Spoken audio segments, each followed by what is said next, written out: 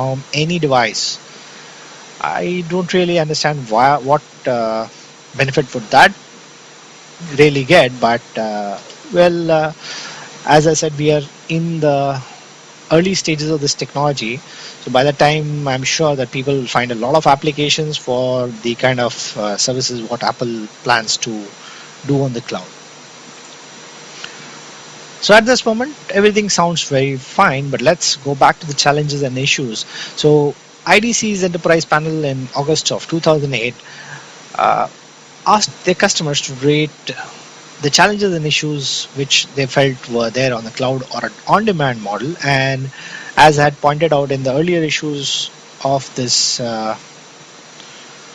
presentation, that security remains the topmost challenge, followed by performance, availability, hard to integrate with in-house IT, not enough ability to customize, worried on demand will cost more, bringing back in-house will be difficult, regulatory requirements prohibits the cloud, and not enough major suppliers yet. So these were some of the concerns, but security remains the topmost concern. So what are the three key areas? Forrester says that companies should consider security and privacy. They should look at the compliance and they should look at the legal and contractual issues. So in security and privacy is concerns such as data protection, operational integrity, vulnerability management, business continuity, disaster recovery, identity management will be top on the list. Privacy is another key concern. Data that the service collects about the users, which is the events, logs, etc., gives the provider valuable marketing information, but also could lead to misuse and violation of privacy. One way for the customers to evaluate a provider's security and privacy practices is through auditing, which can help to lend some visibility into the vendor's internal operations. However, auditing goes against the very grain of cloud computing, which attempts to abstract away the operational details by providing you easy interface to use. And again, a cloud provider may not allow internal audits, but could give you some provision for performing an external audit. If you look at compliance, the data privacy and business continuity are two big items for compliance. A number of privacy laws and governmental regulations have specific stipulation on how data should be handled, how business continuity should be planned. For example, the European Union and Japan privacy laws demand that private data, email, is a form of private data recognized by the European Union, must be stored and handled in data center located either in the European Union or in Japan territories. So government regulations that explicitly demand business continuity planning include the Health Insurance Portability and Accountability Act, or the HIPAA, the Basel II, or the payment card industry, etc. If you look at from a legal or contractual issues, liability and intellectual properties are just some of the issues. Liability is not always clear cut when it comes to cloud services. Again, goes same for IP, which is intellectual property. Yeah. For some of the services, the IP is well understood. The cloud provider owns the infrastructure and the applications, while the user owns their data and computational results. In other cases, the division is not very clear. In software mashups or software components as a service, it may be difficult to say who owns what and what rights the customer has over the provider, etc., etc. So these are a couple of areas which are challenging. Now let's focus on what is also happening. We are seeing some cloud outages, or what I like to call it as cloud tages.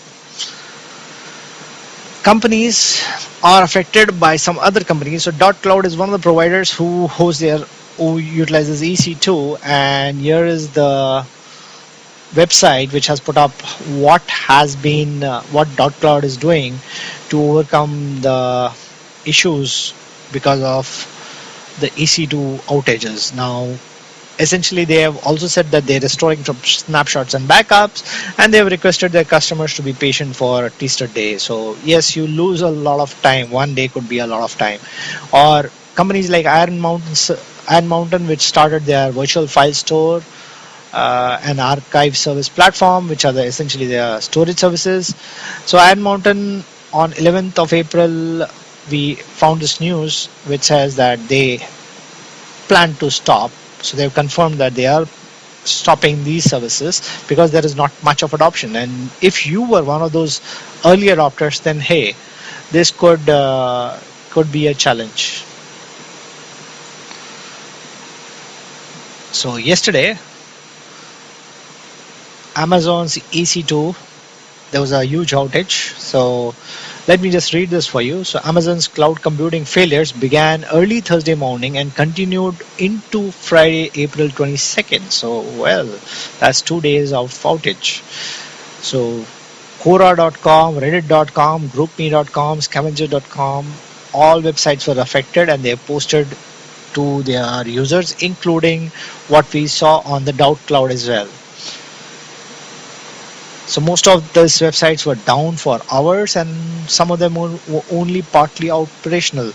Now, Amazon also has customers like the social networking site Foursquare, but also hosts Pfizer, Netflix, and Nasdaq. While the design of EC2 has been to cope up with the giant traffic spikes, like the pre-Christmas shopping in December, what Amazon essentially said that why this outage happened was because of a networking glitch which made its storage volumes automatically create backups of themselves, filling up storage capacity and causing connectivity issues. Wow. So outages are here to stay. So if you're just planning to go on the cloud, do expect outages. And this is what I want to also bring to you, where the Gartner's VP and distinguished analyst Thomas Pittman tells that we should be expecting failures in the cloud. So it's not something which is going to be up and running 100%. So even they've told you that it's 99.9 or it's 99 or it's 98%. So do, expect failures. And just a gaffe which I found on one of the websites, which says failure as a service. So that was funny. Again, when Amazon was down a year ago, so which is on May 9th of 2010, one of the users of Amazon did send a mail saying, and this is available on the Amazon's own web forum, which says, Amazon EBS sucks, I lost all my data. And one more cloud-based ID failure on the slide, which essentially hit the Virgin Blue flights in Australia. So an IT failure disrupted travel for 50,000 customers of Virgin Blue Airlines in Australia. This is something which could be valid for all cloud users. Let's look at the cloud nitty-gritties. Well, the cloud can be good, the cloud can be bad, but CIO.com says that how you should be avoiding the poisonous cloud contracts. Now, when the cloud vendors are coming, it's important to understand what they are putting in there and what is acceptable. Again, if you're dealing with a cloud provider which is not in your country, it is very important to understand that which country's laws will finally take over in case you choose to sue your provider or vice versa.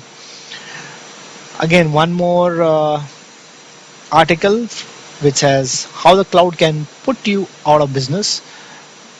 So with the SME market, which this article talks about, how do you recover from the failure? So again, it goes back to how do you tie up your recovery point. Again, what have you signed in that particular contract which tells you that what are the resources available to you for recovering from failure.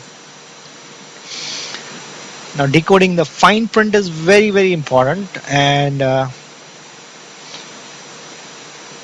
here is what Cloud Tweaks has to say. They say, personally, I have an experience with two situations that still makes me shudder. One that happened to me directly and one to a client. The personal experience dealt with a hosted email. In this situation, I had moved my business from a self-hosted email solution to a hosted Exchange service. About 2 years into the service, while upgrading systems, number of email accounts suddenly had no email in them. The users' carefully organized email inboxes were now empty, and all of the information in those emails was gone. It took a lot of phone calls and the power of the press to eventually figure out what had happened and restore the data. Though in the initial contact with the lead vendor's tech support, they were happy to offer the solution of restoring each of the missing mailboxes for $500 per mailbox, despite the fact that the mailboxes disappeared while following their direction for the upgradation or migration. A lot of digging eventually led me to the fact that my service provider was a reseller for another vendor's email hosting service, and through further investigation, I determined that my vendor had elected not to use the actual provider's first tier support services, which meant that the techs I have been dealing with knew less about Exchange Server than I did. So that's a pretty much interesting email, which was a pretty much interesting article on the Cloud Tweaks, which I came across. Now, Forrester, or rather, the Yankee report on this slide tells you about cloud computing services fine print, disappointment forecasted. So they say that the contracts are full of disclaimers, ambiguous uptime guarantees, and uncertain policies and compliance claims. So be prepared to work with vendors, be prepared to work with the providers who are not going to tell you the entire truth, or they may just be telling you what they want to tell you. So you must be prepared to decode the entire story. So be prepared to read a lot beyond just the technical print. You may have to read under the legal print. So be prepared to read under each and every line.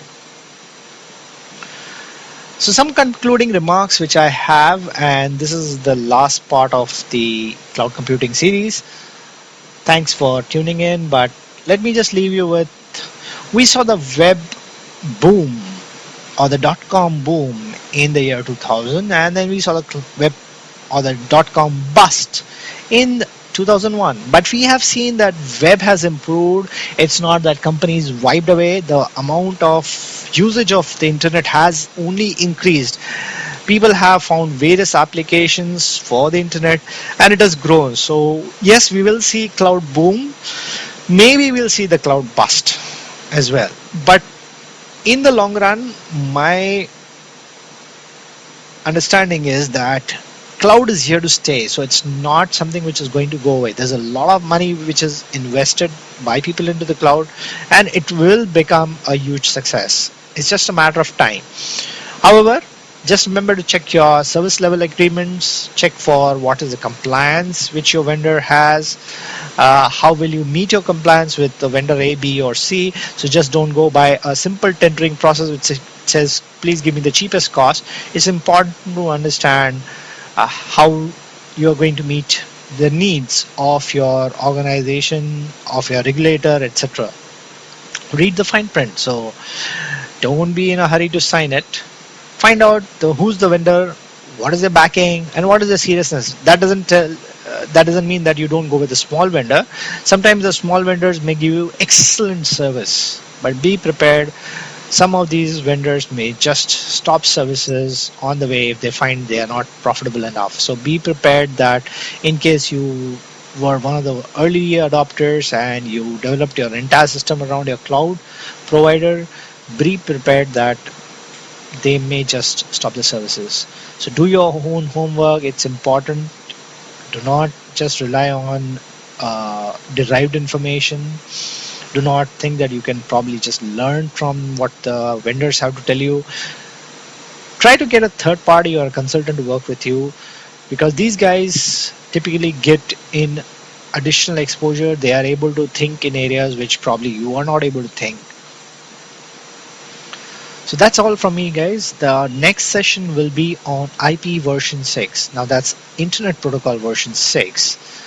Looking forward to seeing you there. Thanks a lot.